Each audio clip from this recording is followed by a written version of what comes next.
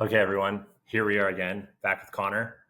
We have concluded the Learning to Trade series, and now we're going to start a new series with Connor, kind of called Financial Engineering. So I got this from a book, Wealth Ladder. I recommend reading it. But the main concept that I kind of wanted to show is like how we're going to teach Connor how to essentially create wealth for himself, not from the traditional financial advising standpoint, where we basically, kind of save for retirement and then 40 years as we get to a point. So the couple concepts I want to introduce and what we're going to teach Connor here is essentially like you can never be wealthy without being a high income earner. And then also on the flip side of that, being a high asset holder. And we have caps at certain levels of wealth. So basically, kind of the way to think of wealth is you have 0 to 10,000, 10,000 to 100,000, 100,000 to a million, 1 million to 10 million, and then basically 100 million plus. And the way to kind of think of things here in terms of quality of life is you essentially should assume you can accumulate 0.01 or 1 basis point a day of appreciation on your assets above whatever the inflation rate is. So if the inflation rate's 3%, you should basically expect 6.7%, over the course of 365 days for a return or a real return of basically 3.65%. And the way we think of this is when you're below $10,000, essentially spending $10 materially affects your ability to accumulate wealth because you're using an entire day's worth of appreciation of your assets. And then if you're at 100,000, you spend $10, mathematically it will have no effect on you being able to grow your wealth. If you're at a million and you're spending $1,000 on something discretionary, essentially it will have no effect on how you grow your wealth, even if it's daily. And then 10 million and obviously so on and so forth. And then the other flip side to this would be basically what can materially help you get to the next step, which would be the portion of your income. So if you can increase your income by 1%, it's a definite worthwhile venture to do so. So if you're at 10,000, anything that make $100, which would be like DoorDash, Uber Eats, second job would make sense. If you're at 100,000 in asset accumulation, and all these assets are outside of your house too, it's what's liquid. Something that is $1,000 would make a big difference to you. So like this is a higher paying job. If you're at a million in wealth, you need at least 10,000 to make it worth. And then if you're at 10 million, even $100,000 pay raise would effectively, not even be worth your time from a mathematical perspective. So Connor, do you kind of get an understanding of where we're at with the wealth ladder and your discretionary spending? And where I kind of stand at as well. Yeah, I totally get that. And then Connor, if you could give the audience a little bit of a background of maybe when you were at a prior stage of the wealth ladder and then kind of where you think you currently stand on this wealth ladder as well.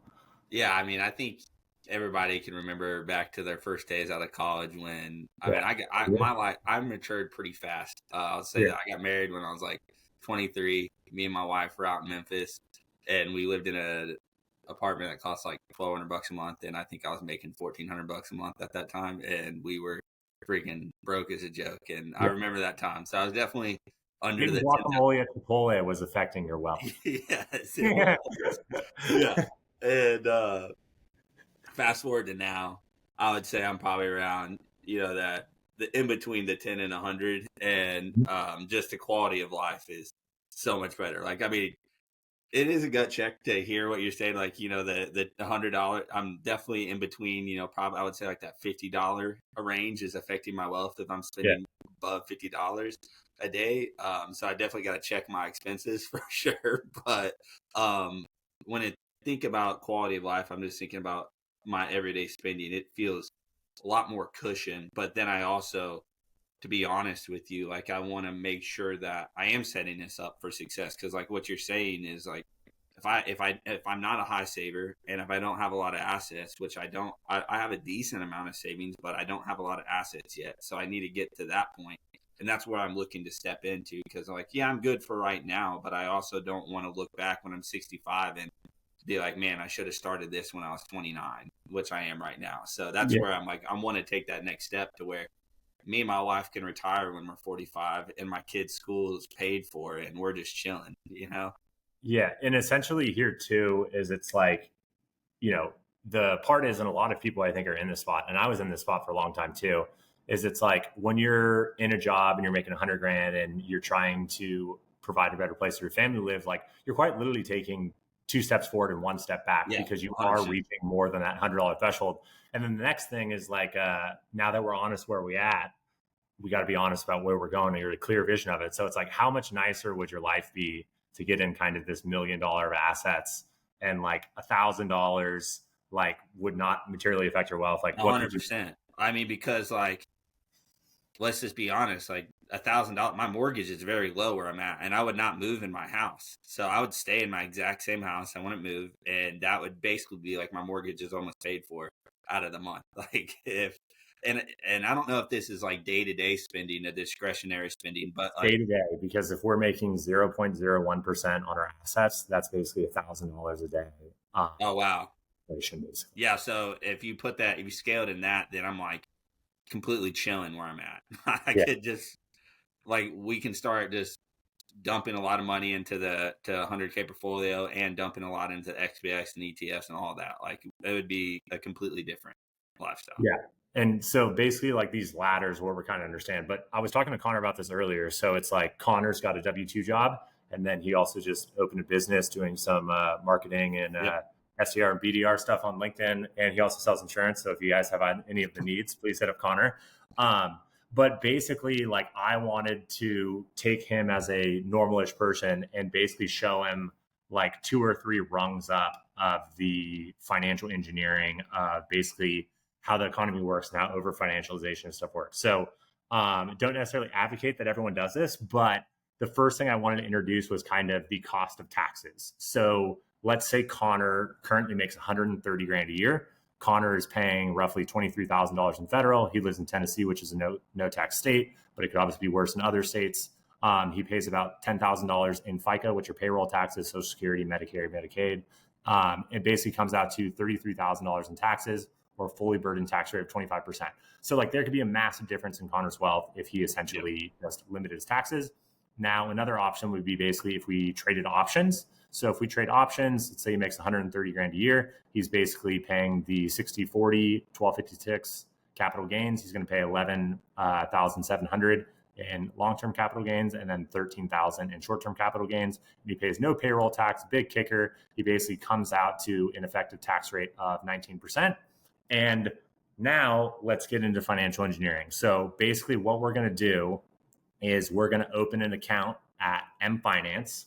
M1 Finance is a platform that basically lets you invest in tickers like SPY, regular liquid ETFs, and it lets you take a loan out against those assets, 50% loan to value. And we're going to take a loan out against those SPY, QQQ, some bonds and whatever, some gold, and we're essentially going to trade options with it. And right now, this is venture capital finance growth. They're allowing a one-time promotion with a 4.4% interest rate to borrow against our assets. So we're going to take them up on that. And we can also write off this 4.4% that we borrow against any of our taxable gains. So this will bring our taxable gains down to 15.6%.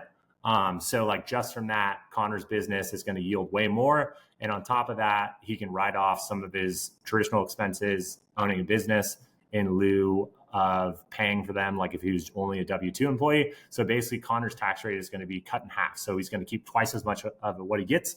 And this is kind of how the system is basically built. So I know we talked about it a little bit, but this is a rich person strategy. It just so happens that some fintech company in San Francisco, M1, wherever they're based, started to give this option to people with as little as $4,000 in their account. You got to love venture subsidized financial freedom. Whereas at Schwab, you would need $1 million to do this. So I've kind of left this here, but the strategy that a lot of rich people use, this is what Elon Musk used to buy Twitter and never pay taxes in California before he moved to Texas. So if you kind of want to explain the buy, borrow, die, it's on here and you can basically read it, Connor. But I think conceptually you could kind of explain it back to me so we can be sure that we're kind of on the same page as well. Yeah. So basically, like, I can just, let's just say buy $10,000 of SPX, take my savings, buy $10,000 of the S&P 500, borrow against that, go trade with that. And how much of it can you borrow? Did you say up to 50%? So Up to 50%. $5,000? Yeah. So basically, if you have $10,000, you can borrow up to $5,000 against it. And then it has what's called a 25% minimum requirement. So that means if you have a $10,000 portfolio and you borrow 5,000 against it, if it goes below 2,500, they're going to call upon the loan and you're going to have to pay that back. So we'll build the portfolio to make sure that doesn't happen. Hint, we're going to use options. But basically, we can borrow money out at 4.4%. And if we can make a higher rate of return of 4.4%, which I'm very confident we can in options in our portfolio, it's essentially it's a Bitcoin infinite money glitch. Borrow money 4%, make money back at 25, 30%, continue the essential flywheel of financial engineering. And basically, like on the die aspect of it all, my kids and my wife, if like I die tomorrow, and we do this for 2 years. Let's say that we do this for 2 years. Lord willing, this don't happen. I pass away. They can get this money tax free, or they can just continue with this strategy and just continue. Yeah, they get a step up basis. So irregardless, even if you had like 500 grand of unrealized gains, they would inherit that wealth tax free, and their new cost basis would be whatever the current value of it today. The max for this is like $12 million. And then there's like a 10% tax on it, but you can put it in a trust. So essentially you can pass on all your wealth that you can accumulate over your whole life. And if you wanted to in the future, let's say you wanted to buy a new home, what's a mortgage rate looking like right now? Probably 7%, 8% plus origination costs. Yeah. So instead of pulling out a new mortgage, you could borrow against your S&P shares, and then for 4.5% or 5%, and then you could buy the house for cash, which will give you more negotiating ability with the house. And on top of that, you're paying a lower interest rate, and appreciation of assets has been significantly more than homes in almost all of the country than other things. So I'm just trying to kind of show you the flexibility where we could get. And then you can also write off the interest you pay on your assets up to an unlimited amount, unlike in a housing when I think you can only do 500 grand of what you borrow on it. So this is just a different playbook of how you don't pay taxes legally, in which you keep more of your money, and it gets you up this wealth ladder faster. So instead of thinking about $50 being 2 steps forward, 1 step back, now it's 75 even with the same income because you're paying less taxes. So do you have to, this is just a kind of like a bare basic question. Me and you have talked about it a little bit, but I think it's good for me to ask this question for the audience as well. Do I have to own a business to do this? Yeah, I mean, anyone can borrow against it, but since I guess the concept we kind of skipped over here is Connor is trying to also do the 1%, which is increasing his income. So like if you work in a W-2 job, it does not matter how hard you work, whatever you do, if you don't have appreciation of like significant upside equity, or you're in some crazy high compensation sales, even if you're in a crazy high compensation sales, with just how you're taxed, you're basically going to you're never going to get past between 1 and 10 million. You'll work 40 years and you'll never get past it, which means you're essentially stuck at $1,000 of discretionary spending, which you probably can't live off of day to day. So therefore, you're never going to be able to not stop working. So Connor's also kind of opening his business aspect where he's trying to increase his wealth through investing, and he's trying to increase his wealth through business, which is what I did with a hedge fund, except I was just all kind of in the financial engineering part, but you will pay less taxes. So like if anything, I think this should help people where it's like, if you start a business and you're at a 25% tax rate and you spend $20,000, it's like you can write off all of that against your income. Obviously you still lost money, but it's a asymmetric risk reward bet because the government's not taking away, you're trying to, make that happen for yourself. Whereas that happens when you're trying to get a promotion at W job. Not saying people should leave. Again, the most effective way to do this is be an asset accumulator and also be a high income earner. So we're going to work both of those. Connor's kind of skipped a step where he's trying to increase his income by 100,000 instead of 10,000. But I think with some assistance from me, as I've already gotten through most of these steps, we could probably figure this out. And kind of going back to explaining the buy, borrow, die, like if let's say my marketing business, I make profit because there's like literally zero overhead in it, and it's just complete profit, and it's going to be hard to write off a lot of stuff. Like I have to be really creative with writing this stuff off. Like honestly, I mean, like getting down to the I'm going to have to write. Here's one thing. So it's like you're allowed to take 50% of your cost off your house as a home office, so half your mortgage. write it off. That's true. That's Yeah. true. That's what I was gonna say. I'm gonna have to do like stuff like that. But Yeah. like, if I'm understanding this model right, let's say again, $20,000 I profit off of it, Yeah. because I'm not putting a lot of time in it. I can take that 20,000 and put it in the SPY. Do I have to pay taxes on that 20,000? So there's no way to avoid taxes when you first get it. There's no way to, so you got to choose liquidity, which will obviously need to start investing. Yeah. And then you can choose basically after liquidity, you can defer taxes in perpetuity. So when you start, you're basically going to eat that up. And then you can essentially never pay taxes again because you can access the liquidity whenever you want from that point forward. So the first time we get in, you can't avoid the You have income. to pay the taxes right off the bat. But Correct. But after that, you have the ability to basically not have that be a problem.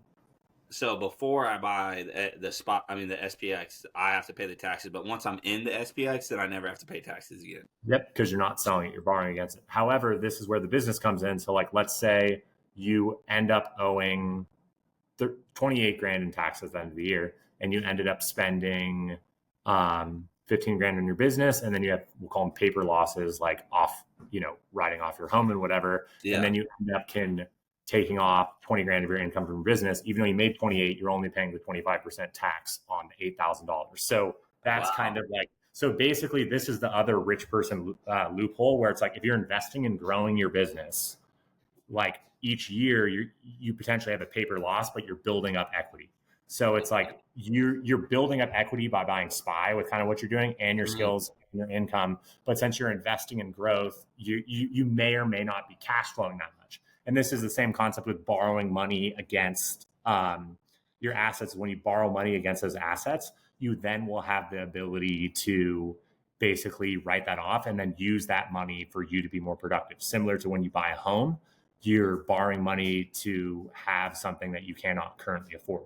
You're just doing that with your productivity because you're growing your income. And then to kind of get a little basis on what M1 looks like is, it's easy. It's, everyone would see it, but this is what M1 looks like. Essentially like, oh, here's your platform, here's your savings.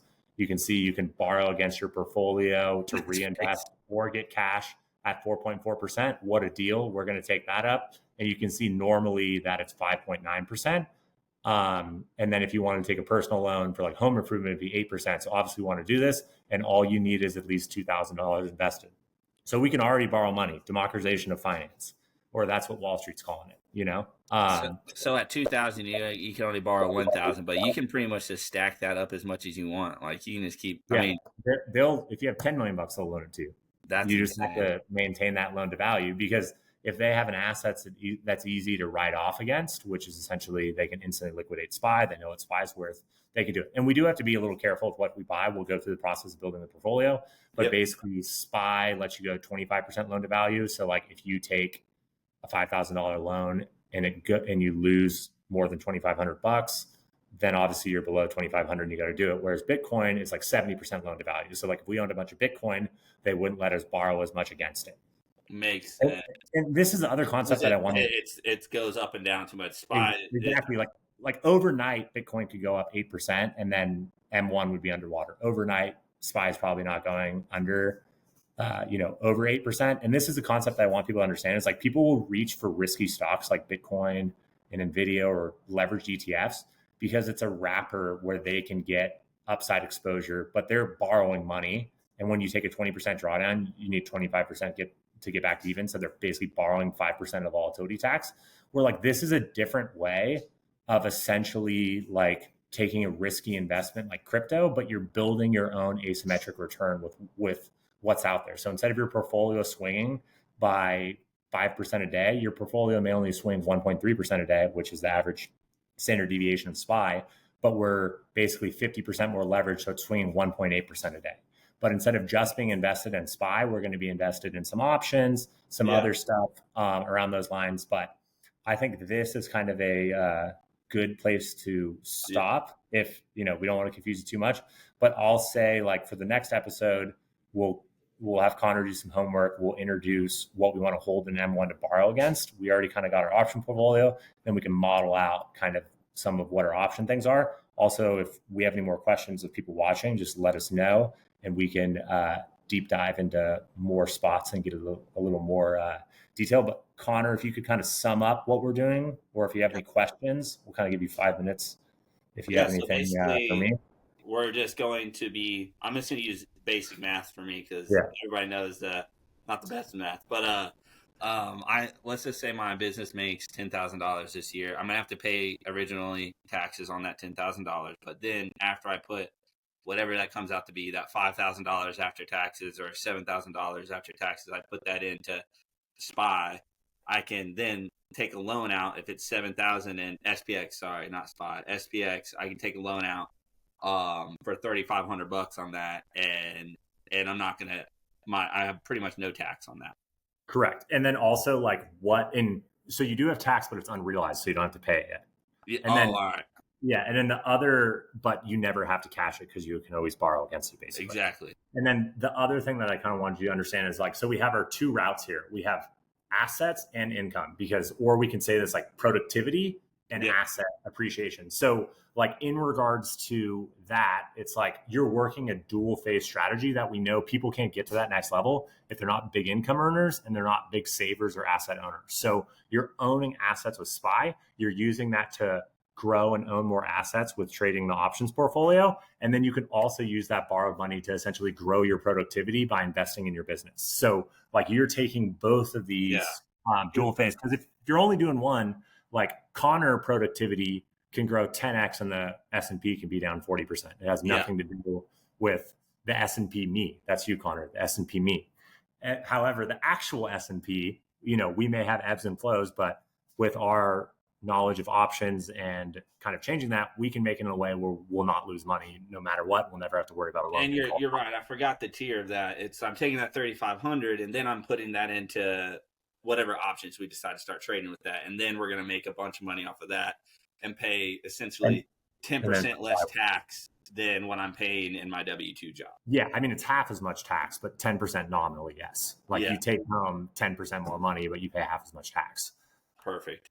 And that essentially makes more money over time. And then you're also increasing your productivity. And we can make these, different changes and whatever that is. And then we'll start to build this out and basically give everyone an idea of how Connor climbs this wealth ladder until, he's got a big ranch out in Tennessee and, spending $1,000 is nothing to him. It's less than my question is, are we leveraging this thing like crazy, or are we it wouldn't be a series with you, Connor, if we didn't get leverage with the tits. We're running this hot. We're doing it. We're going to take 50% loan to value full up, and we're going to trade 100% of our buying power and options. And then 5 contracts right off the rip. Exactly, dude. We're ripping it. So again, if you guys have more questions or you're kind of interested in this series, we're open to ideas, but I think this will be kind of a cool way to show how we can get up the wealth ladder by increasing our income with investing in the S&P me, and then also increasing our assets and buybacks with all that through some financial engineering. So we will see you guys next time.